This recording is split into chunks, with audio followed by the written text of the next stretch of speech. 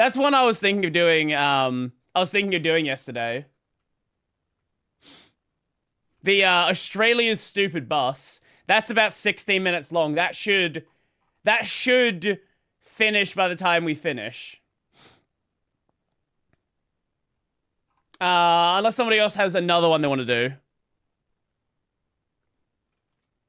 I forgot to download the HD texture pack. That was my bad. I guess we'll do this, and then, yeah, we'll actually get to the game then. We'll get to the game then. However long this takes, we'll just cut out of the React segment and do that. Yeah. Anyway, Australia's stupid bus. Australia has a strong love affair with the bus. Even though we aren't the greatest at public transport, we seem to think that buses are the be-all and end-all cure for our transport woes. Tram costing too much? Replace it with a bus. Everything's a bus. Train drivers for a brand new train line you just built. Replace it with a bus. Roads clogged with traffic. Just run a bus. Bus Linux is always full. Replace it with more two buses. Exactly. We love longer buses. buses. But a part of our psyche loves trains. And sometimes we have a brain aneurysm to make a bus that tries to be that little bit train. My audience probably already knows the Brisbane Metro that we love to make fun of because all marketing and terminology is geared towards trying to convince you it's a high-capacity underground railway. Trains are the solution to, like, both trains and trams are the solution to most of the transport problems. Everyone's like, yeah, but what about cars? What about more cars? Trains, America can never. Pretty much the only problem that Australia's trains have is, at least in my state, you have the main train line that goes, like, to the city and, like, out to a couple of areas, but they don't go out any of the eastern part of the state. So there's just, like, no train there. And then you got to deal with the buses, which obviously buses are going to have, they go everywhere. But there were plans to build lines, build longer lines, build high-speed rail, and it's like, yeah, but what if we just don't do that?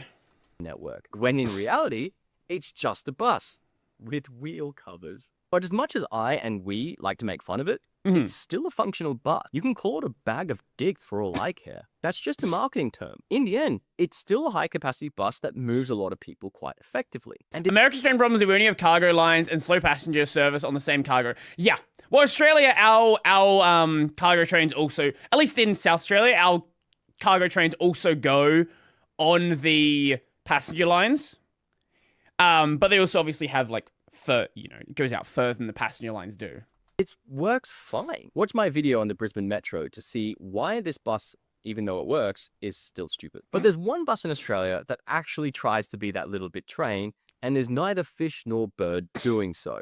I'm, of course, talking about the Adelaide O-Bahn. Having just alienated probably half my viewers by signaling my intention to shit all over Adelaide's pride and jewel, I still have the audacity to ask you that if you are enjoying this content, then consider liking, we love the O-Bahn. Or if you'd like to support me directly, you can name a beer and donate through my erroneously named Ko-fi link. Adelaideans, I'll see if I can win you over by the end of this video to get you to buy me a beer. Now, the Adelaide O-Bahn. It's a 12-kilometre long guided busway just outside the Adelaide CBD. And calling it barn is just about the only appropriate thing with this project.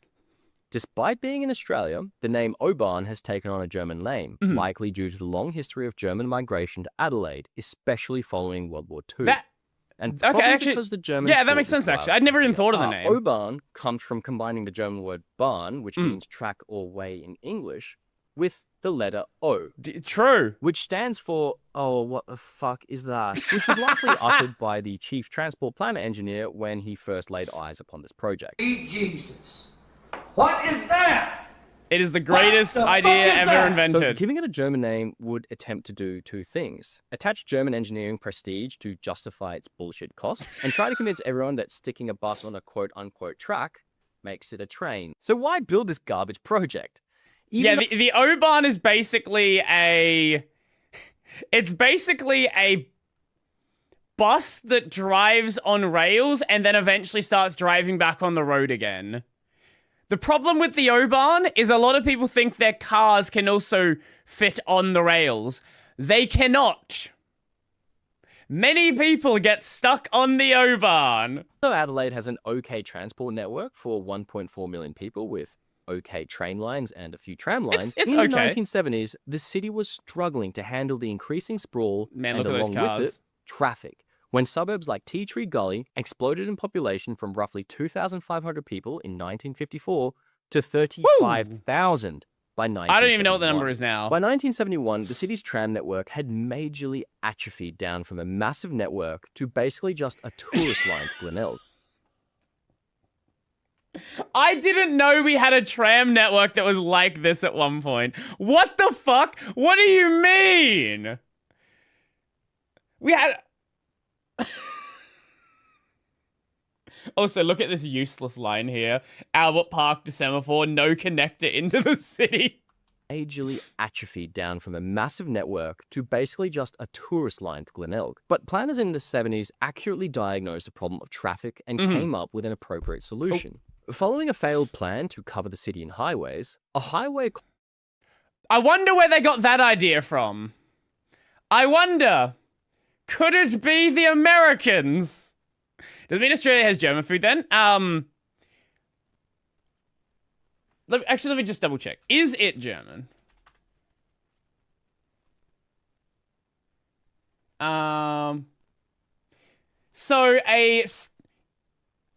Is it German? Yeah, okay. So a standard in literally every single pub you go to, pretty much every restaurant you go to, is schnitzel. Everywhere. Literally everywhere. You cannot go to a pub that serves food without seeing schnitzel.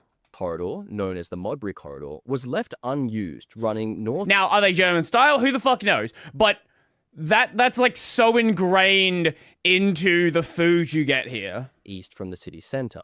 And thus, a Transport Planning Commission in the 70s investigated building a rail line, busway, even a highway again, and extending the atrophied Glenelg tram line along this corridor.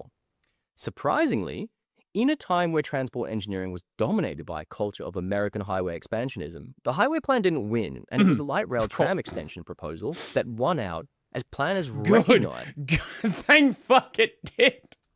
that grade-separated transport was necessary to combat the failure of buses stuck in the growing traffic. They also recognized that a light rail would have a narrower corridor. We also often have dedicated lanes for buses as well, which do make them move faster through traffic. Profile and be quieter for the adjacent residents with zero-emission electric propulsion. The proposal would also have major interchanges along its route that would interface with feeder buses, creating transport nodes.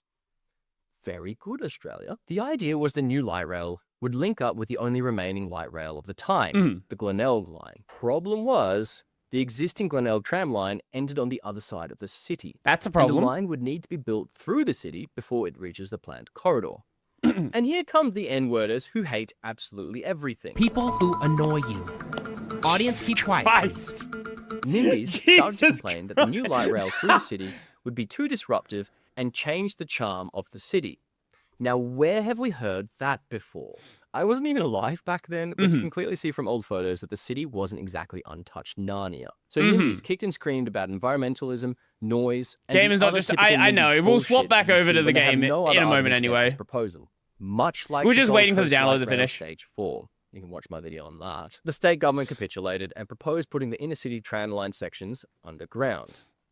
And you know what this means. Budget blowouts. Of course! And budget blowouts are great for opposition parties, who all they have to do is sit in the backseat and bullshit their way to power, which the Liberals did in 1979 by winning the state election and immediately began to start dick-fingering things. Can you guess what happened next? Of course you can. Why am I even asking? Michael Wilson was appointed as Transport Minister, who was a person fiercely opposed to the light rail, who subsequently did... This is the normal Australian way. You have one government that's like, hey, here's this cool idea. You have the next government that comes in like, wow, that's too expensive. We're not going to do that. We're going to do it cheaper and worse. Then the government swaps back. They're like, yeah, but let's do the original plan. Then they swap back again, but like, no, let's do it cheaper and even worse again. And then finally, like 3 or 4 government changes later, someone's like, hey, that original plan, that was actually pretty good. Let's do that. The most liberal only costing 10 times the budget. Thing back in 1981.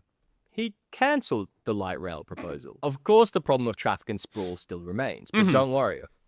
The Liberals had a plan. When I say the Liberals had a plan, I mean a vehicle manufacturing company, Mercedes, with dollar signs in their eyes, had a plan. Because of course it's a vehicle company coming up with public transport solutions. What could go wrong? Mercedes got in the ear of Michael Wilson and promised the advantages of light rail with its high capacity, ride comfort, safe and narrow corridor. But with the advantages of a much cheaper and flexible bus that could facilitate direct suburb to city journeys that didn't require transfers. So the decision was made to build a guided bus in 1981. And in 1986, the first stage opened from City to Paradise, following by stage 2 all the way to Tea Tree Plaza. And now you're probably asking me, I didn't why think is was this bus there that stupid? long.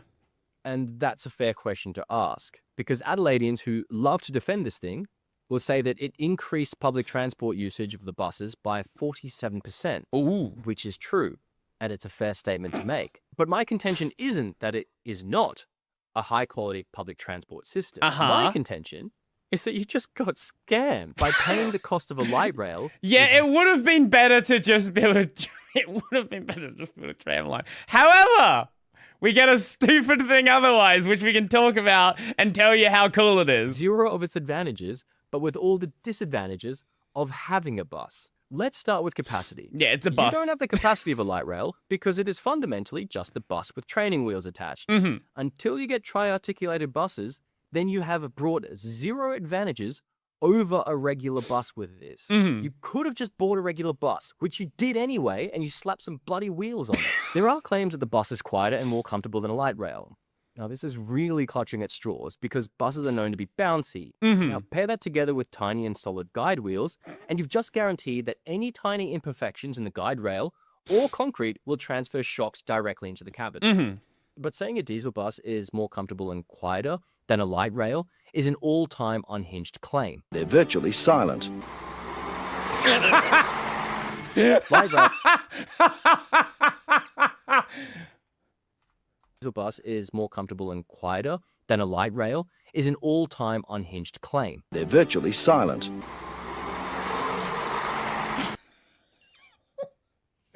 You know, it is virtually silent. If you compare it to like a jet engine, it's virtually silent.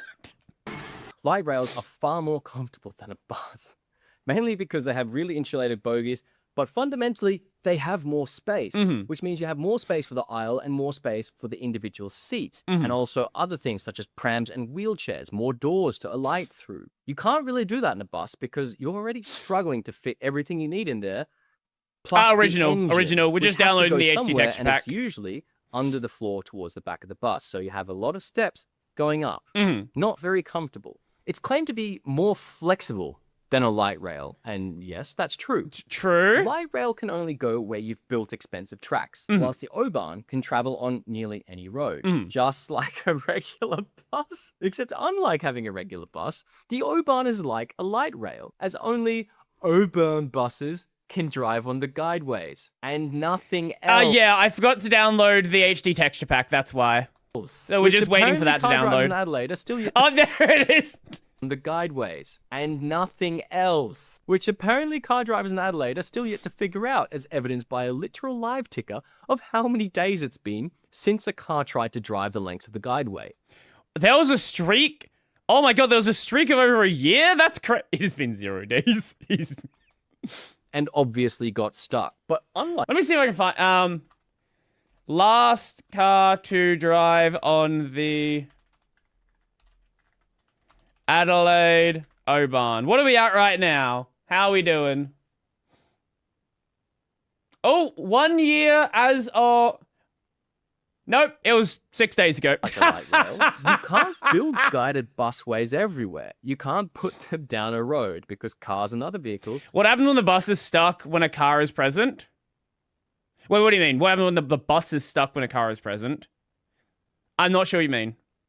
Can't jump the guide rails. So the guided busway needs to be removed. And the bus driver actually has to do his job and drive the bus. Crazy. And then it becomes a regular bus. Some say the O-Bahn is safer, and I can see that there are less changes for a bus to veer off, especially at 100 kilometers an hour, which the O-Bahn easily reaches within close proximity. Oh, they just gotta wait. Yeah, they just gotta wait. Yeah. Proximity to another O-Bahn doing the same thing in the opposite direction. But at such a short distance, going 10 kilometers an hour faster than what the Brisbane busway does without tracks isn't really a huge advantage. And a simple concrete barrier in between the lanes is pretty much all the safety features you require to prevent head-on crashes with these buses. Even with a track, the Oban still manages to keep derailing itself. Look, accidents do happen with buses, but making it an expensive tracked vehicle to try and make something that's already extremely rare happen less is just a waste of money. They say the Oban can have direct services from suburbs to the city, something the light rail can't do unless you build light rail to each suburb. This would be a very valid point. If you didn't treat your public transport system like a personal fucking limo service and try to make it go absolutely everywhere instead of creating a simple and more efficient trunk and feeder system. Hi. Post-production, Streets and Scars here. Yes, I do recognize Adelaide does have a sort of trunk and feeder system with the Oban, but I'm also responding to the original planning claim that this would make the bus completely flexible. But it doesn't seem to be 100% the case, which means it's not really 100% a good argument in the first place. Watch my video on the Brisbane Metro to see why this is super important, because this was my point about why the Brisbane Metro was stupid. It's not the bus that made this choice. The bus itself isn't the stupid part. It's this transport strategy that makes it stupid. And it fundamentally leads to idiotic infrastructure spending on things that we don't fundamentally need because we have the wrong strategy. But anyway, you could have just done all of this with a normal bus. Brisbane already does this by cramming all the buses from a certain side of the city onto a busway. And you can see what happens. Proponents have also claimed the Oban is cheaper than light rail, which is about on par as saying you've saved $500,000 by... It is, probably, yeah. Buying a caravan instead of a house. Yeah, yes, it is cheaper than light rail, but it isn't really an apples to apples comparison, is it? Light rail has a higher capacity and would have linked up directly with one of the city's most popular destinations, the beaches at Glenelg, which would have made a fantastic light rail connection. There are that would have been sick, actually. Being able to take a tram from TTP all the way to Glenelg. Light rail has over a bus, and I will talk about that in a future video. But what the actual disadvantage of this stupid bus is, the government massively overpaid on moving this amount of people, because constructing this busway isn't cheap. It isn't a simple road with concrete curbs for the guide wheels. It's actually a whole concrete structure on piles. As the route runs on alluvial soils of a riverbank, the soil is soft, meaning you need to do a lot more work for the road base than just boxing out a meter of earthworks. There are many ways to stabilize the soil, but they chose piling the whole 12-kilometer route, which is damn expensive. I get it.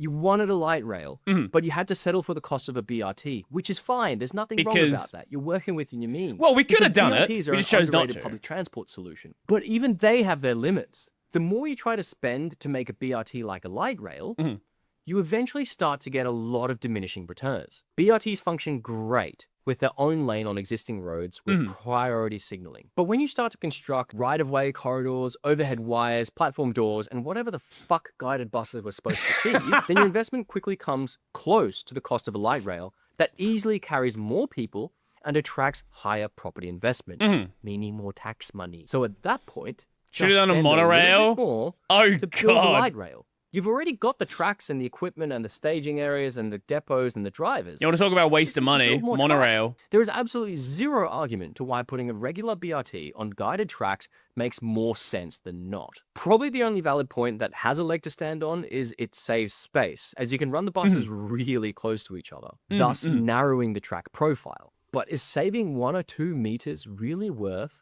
$100 million in the 80s?